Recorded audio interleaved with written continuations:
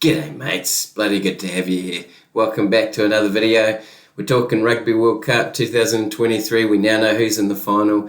We're going to talk about what happened in the semi-finals. There's a hell of a lot to unpack in this one. Two massive games, very contrasting games, completely different from each other. So let's start with the All Blacks versus Argentina. Argentina started off really well. They got through quite a few phases in the beginning there, and you thought, well, look, if they're certainly up for it. And I think if Argentina had scored in that first sort of passage of play there, the result could have they could have got a bit of momentum there, scored a try, and sort of put the All Blacks back on the back foot. But Argentina came away with a penalty, and that was roughly it from there. I think the key moments for the game were, in particular, the All Blacks managing to score right before halftime and right after halftime. Before those two tries, Argentina was sort of right in the game. And then in terms of stats, you look at it, turnovers conceded. Argentina conceded 17 turnovers to the All Blacks 8. That's just way too high and not good enough. And if you want to win a semi-final, and along with that, Argentina missed 51 tackles to All Blacks 23 missed tackles. Not good enough if you want to win these big games, certainly, if you're trying to put pressure on the All Blacks. But look, forgetting all of the stats and all of that, really the All Blacks dominated in every area of play. The referee wasn't really even involved. Set piece, it just doesn't matter. The reality is the All Blacks ran away with the game. And Argentina really struggled in every area.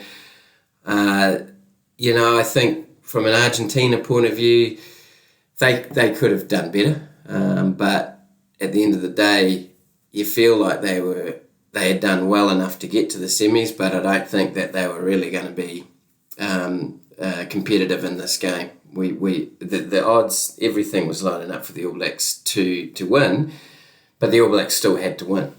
So they did that.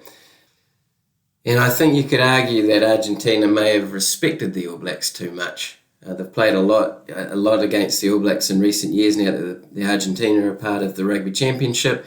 But Argentina have beaten the All Blacks. They know they can do it.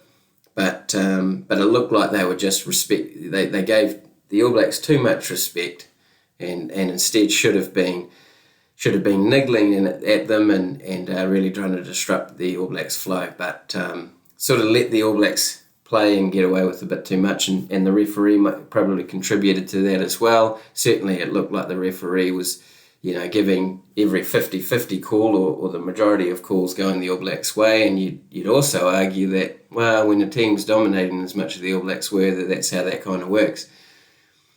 In terms of what the All Blacks would be happy with, they'd be happy with the score. Bloody good score for a semi-final result.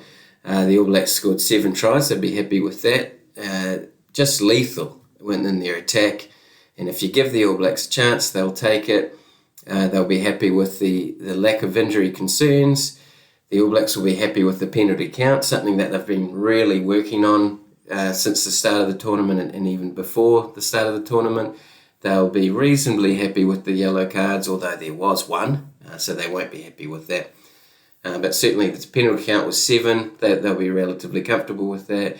The All Blacks will be happy with Mark Tillier's performance. Of course, he missed last week because of disciplinary reasons, and he came back and played out of his skin. He certainly set up one really good try, and just made breaks, and is always a threat. He didn't score as many tries as Will Jordan, but he definitely played his part. I think he got a couple of key turnovers as well. The All Blacks will be happy that the reserves got a lot of game time. They got a good hit out, and most of them got 30 plus minutes, and in a semi-final. So I know that the game was sort of under control by that point, but they still got some game time, which is good. The All Blacks will be happy that there was no try scored against them and that the defence held up really well. And I guess when you look at when that yellow card came in, at about the 65th minute for Scott Barrett, The All Blacks got to play with 14 men for the rest of that game, and the game was over, but the point being that they got to test themselves, put themselves in a situation where they could gain some experience with a man down, because there's a good possibility that they might have to face that in the final. Stuff that the All Blacks will want to improve on, and yes, there are some. Even though you win by quite a good margin like that, there's always stuff you want to work on. Their own half exits. Certainly in the first half, the All Blacks really battled to get good territory when they were defending in their own half. The goal kicking. Richie Mo'unga didn't have his strongest day, let's be fair. He kicked at 50%, but he missed four out of 7 conversions. The great thing with the All Blacks is that they do have a lot of flexibility and talent in the kicking area, specifically with Geordie Barrett. I know that they sort of like to use him more with the long range kicks, but if they do fall into trouble, they've got Beauden Barrett and they've got Geordie Barrett Geordie Barrett kicked really well against Ireland and ended up kicking most of the goal kicks in that game in the end. The other stuff that the All Blacks will want to improve on is continuity when the reserves do come on. What we saw against Ireland is that they didn't use all of the reserves or didn't give them the reserves a lot of game time at the end. More specifically at halfback and at first five or fly half with Damian McKenzie and Finlay Christie last week against Ireland, whereas those guys got a good bit of time in this game. But you did notice that when the substitutes came on, there was a little bit of continuity lost against Argentina, and so that's certainly something they'll want to work on and rectify, it's great that it was highlighted in a situation where it didn't matter as much. Against South Africa in the final, it's going to matter. They need to sort that out, and then they will want to improve on the yellow card. Scott Barrett will be pretty disappointed. They'll all be a bit gutted that they did get a yellow card. That would have been something that they went in the game thinking, no yellow cards, guys, and just a reaction, which leads me to the dick of the day for the game, Scott Barrett's yellow card, and also Richie Mo'unga's not passing to Will Jordan, who was in space. Will Jordan will be upset more than anyone. He had scored 3 tries in the game. He's currently equal of all time for tries in a World Cup by any one player at 8. He's equal with Brian Abana and the great John Lamu. And he was within a whisker of actually beating that record and scoring 4 tries in a semi-final, which was done by John Lamu back in 1995. So look, overall, if we're sort of talking about the All Blacks, they'll be happy, very happy. They made the final. If you looked at how they were tracking before this Rugby World Cup, that they would have been very happy just with this result now. I think that they've exceeded expectations, and we'll talk a bit more about that in another video, but ultimately some of the pressure has come off because they have performed better than expected. In terms of the other semi-final, what a contrast. You had 7 tries in one, All Blacks Argentina, and then you had 1 try in the other, and a lot of that could have been down to the weather, of course. But just in terms of styles, very contrasting as well, and you'd expect that from an England-South Africa game. But certainly the weather played a massive part into how these teams played. There was a heck of a lot more scrums, and the first scrum in the Argentina All Blacks game was after 30 minutes, so it wasn't really a factor in the game by that point. And then in terms of how England played, they obviously did a lot of kicking, but Mitchell at scrum half kicked very well, very sharp, certainly in the first half, put a lot of pressure on South Africa, but also got England out of pressure a lot of times as well. Both teams love the set piece. You could see that they were playing to a set piece each time. So in other words, they'd be playing from set piece to set piece. And when you look at some of the set piece, South Africa initially wouldn't have been too happy with their line-out performances. And I think it took it took a few before they actually won their first one, and even then the throw wasn't great. It went to Eben Etzebeth's chest, so something that they'll be looking at and working on. And then later in the game as well, there were a few crooked throws. Also, talking about line-out throws, one of the worst line-out throws of all time. You would be wise to look it up. I think it was the English hooker threw it in at one point and ended up with the South African halfback. And but then in terms of the mauls and line-out mauls in particular, England contested those very well. Something that both South Africa and the All Blacks can take a look at, but England dominated the mauls when they had the ball and didn't have the ball.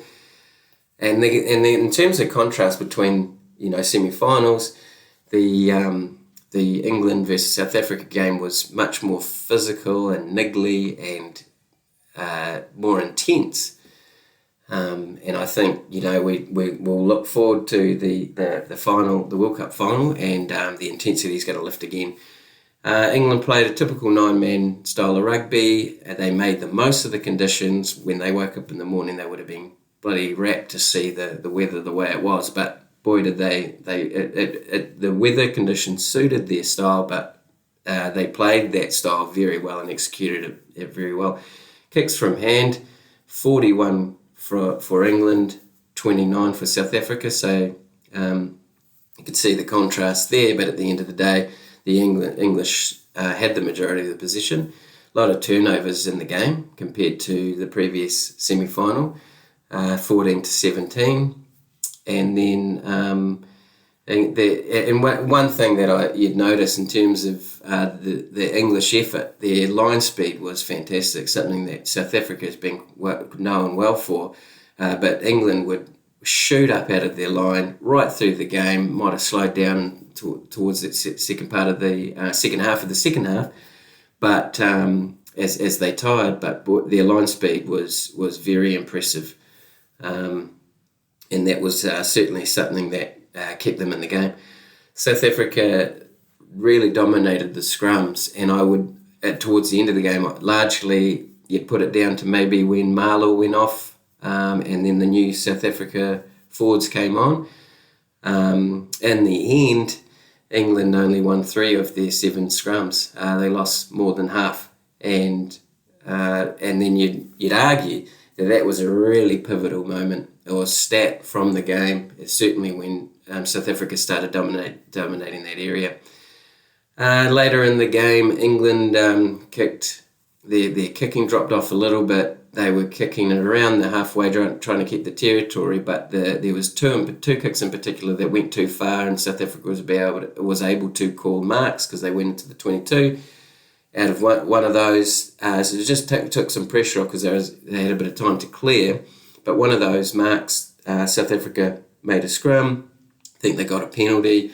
A couple of few phases, it just went bang, bang, bang. But a few phases later, South Africa was able to set up for a line out, win that line out, and score a try from it, which basically put them back in the hot seat for giving them a good shot at winning that game. It was a good try, but it wasn't anything entertaining. But the reality is, in the situation, they needed that try, and they did everything. Everything went their way, but South Africa took that chance and was able to score that try. Another point that was quite noticeable in the South Africa versus England game was the South Africa coaching team were very active with substitutions, tactics. When they subbed guys, brought different players on, what they did with those players. So very active. You don't often see coaches interact, as interactive or involved as that South African team coaching team were, and in particular, the main point being Manie Libbok coming off at about 30 minutes. Very tactical change, you'd argue, and one that probably made the difference, and it was a key moment because Andre Pollard kicked some vital penalties. The South African hooker played 80 minutes. He's been playing some big minutes the last few weeks. That's going to be an interesting area for the final. And really, if I was to summarise it as a whole, I felt like England dominated the game for the most part, but when it really mattered, and if you give the Springboks half a chance, with their experience and the reserves that can come onto the field, they took it, and they executed well, and it was a hell of an upset really towards the end, because South Africa, you didn't think they were gonna win, but they managed. You give them half a chance, they'll take it, and they executed it well. They've been there, done that. There was plenty of talk about the two sides of the draw, and obviously now when they crossed over and met in the semi-finals, England certainly lived up to their side of the draw. They challenged that theory. The odds and the prediction was that South Africa would win comfortably, but England definitely showed up and made a hell of a good game of it. The weather played a big part, but England certainly executed well and played to their strengths. Now we move on to the final, which was supposed to be France and Ireland, but here we are again with the old foes, New Zealand versus South Africa. I don't think they've played in a final since 1995, but both teams have both won 3 World Cups apiece. So we're now going to have someone go out into the outright lead this year, which is going to be the main talking point, and what both teams will really be playing for. It was definitely a disappointing tournament for the European teams. This was supposed to be their World Cup, and I think that at the end of the day is going to be one of the main things that people look back on. But thanks for watching and listening. If you're still here with me, I'll try and make another video leading up to the final.